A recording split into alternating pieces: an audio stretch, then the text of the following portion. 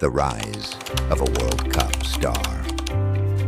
Vozinha, the 40-year-old nobody who became the World Cup's biggest name overnight. Most footballers have a peak. They burst onto the scene at 18, maybe 19. By 26, they're at a big club. By 32, they're winding down. This man's peak came at 40. Josimar José Evora Diaz grew up on the island of São Vicente in Cape Verde, a place where the ocean is closer than the nearest city, and football is played barefoot on dirt pitches long before anyone owns a pair of boots. His nickname, Vozinha, Little Granny, came from his grandparents, because they were the ones who raised him. I never lived with my parents, he once explained. My father was in military service. My mother had to work, so I always grew up with my grandparents. He became a goalkeeper because he loved it, not because anyone told him to, or because any academy spotted him early. He loved it from the ground up, from the island up. But football wasn't kind at first. Scouts came. They looked at the teenage Vozinha, quick, sharp, commanding, and saw one thing they didn't like. He was small. I was one of the best keepers on my island, he said, but I didn't get picked in trials because of my height. That sentence, right there, that's the line that would have finished most people's football dreams before they started. Not Vozinha. Vozinha turned professional at 25 in 2007, the same year Lamine Yamal, the teenage Spanish superstar he would later face at a World Cup, was born. Let that sink in for a moment. His club career reads like a geography quiz. Cape Verde, Angola, Portugal, Moldova, Cyprus, Slovakia. A nomadic pilgrimage across continents, chasing the next contract, the next game, the next chance to prove himself. In Angola, there was another goalkeeper already named Josimar, so Vozinha refused to write Josimar II on the back of his shirt. He embraced the nickname fully. If everyone knew me as Vozinha in Cape Verde, that's what I would be, he said.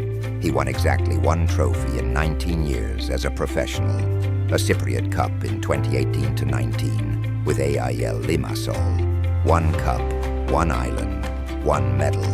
Meanwhile, he was representing Cape Verde's national team, the Blue Sharks, since 2012. Over 80 caps, 4 Africa Cup of Nations tournaments, but never a World Cup, because Cape Verde had never qualified until 2026.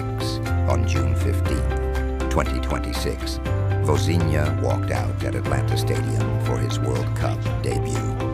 He was 40 years old, the oldest goalkeeper at the tournament, facing Spain, the second-ranked team on earth, a team with more talent in their substitutes bench than most squads have across their entire roster. What happened next? 8 million new followers will tell you. Vozinha made 27 saves. 7 came from direct shots on target. He stopped Ferran Torres. He stopped Pedri. He stopped Lamine Yamal over and over and over again for 90 minutes. When the final whistle blew, Cape Verde 0, Spain 0, Vozinha walked to his goalpost, bent over, and wept. He cried because his grandparents, who raised him, who gave him his nickname, who he grew up with instead of his parents, they were no longer alive to see it. I cried because I grew up with my grandparents, and unfortunately, they were not here, he told reporters. He was named Player of the Match. By the next morning, his social media following had exploded to 8 million. From journeyman goalkeeper nobody outside Cape Verde knew about, to the face of the 2026 World Cup in one night. Football has given us many stars who rise young, fast, and predictably. Vozinha's story isn't that. His story is about a boy who was too small, who grew up without his parents, who played for clubs in 4 different continents, who waited 40 years for one moment and made absolutely certain he didn't waste it. The 2026 World Cup has weeks left. And whatever happens, one thing is already written. Vozinha was here, and the world saw him. Subscribe to Football Lore. Because football's greatest stories don't always come from the biggest clubs.